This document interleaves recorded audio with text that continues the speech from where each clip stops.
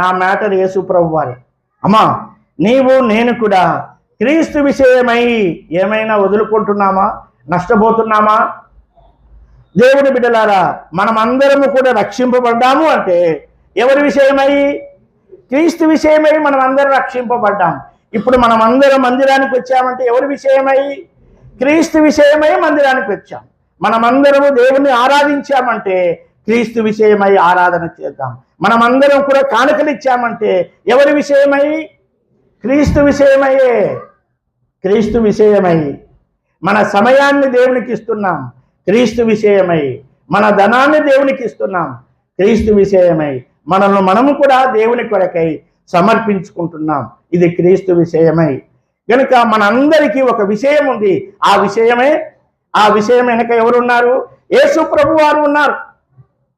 కనుక దేవుని బిడ్డలమైన మనమందరం కూడా ఈ క్రీస్తు విషయమై నా మటుకు నేను, మీ మటుకు మీరు కూడా దేవుని వాక్యాన్ని బట్టి మనమందరము